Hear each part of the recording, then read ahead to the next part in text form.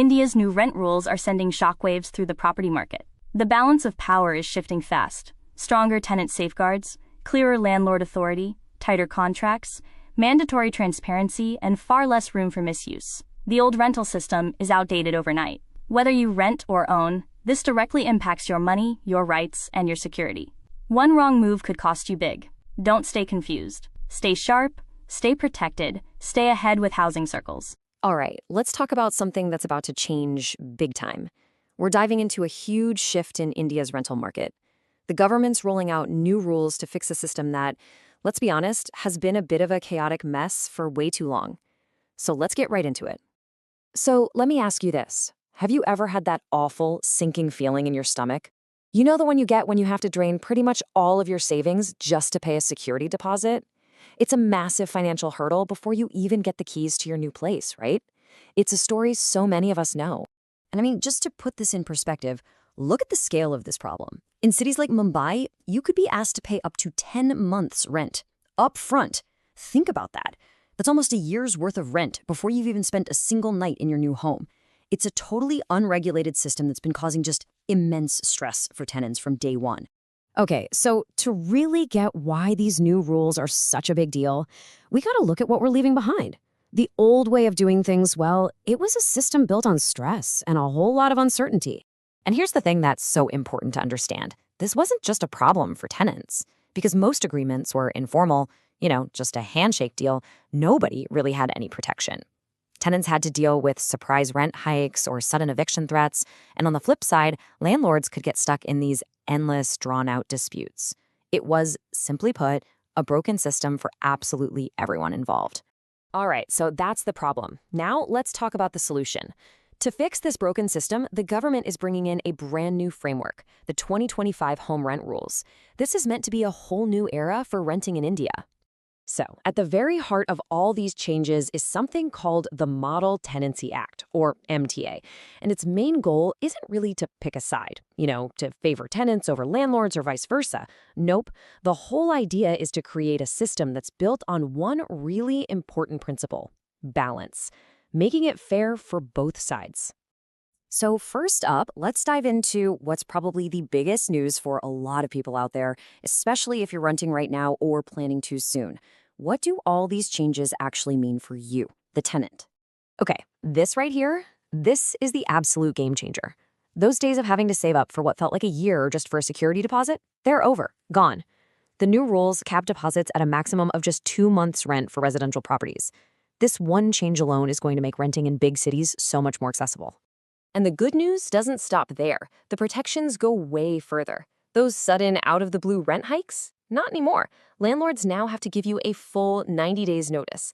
What about surprise visits? Nope, they'll need to give you 24-hour written notice for that. And if there is a disagreement, these new special rent courts are designed to get it sorted out within 60 days, instead of it dragging on for years and years. But, like I said, this isn't a one-way street. These new rules are also designed to give a ton more clarity and protection to property owners. So let's flip the script and look at it from the landlord's perspective. And this is so important for making the whole system actually work. This isn't just some tenant-friendly policy. Landlords are getting some major benefits too, giving them something they've been missing for a long time: clarity, speed, and much stronger legal protection for their property. So what's with this number 3? Well, it's a really powerful new tool for landlords. Let's say a tenant misses their rent payment 3 times in a single year. Now, the landlord can fast-track that issue directly to a rent tribunal to get it resolved quickly. This directly tackles one of their biggest headaches: non-payment. And the financial perks are pretty significant too. Landlords get a much higher tax exemption on their rental income. That's a jump from 2.4 lakh to 6 lakh, which means more of that money stays in their pocket. Plus, filing taxes for it is getting simpler. With a registered agreement, they're on solid legal ground, and they can even get tax credits for making improvements to their properties. It's a pretty good deal.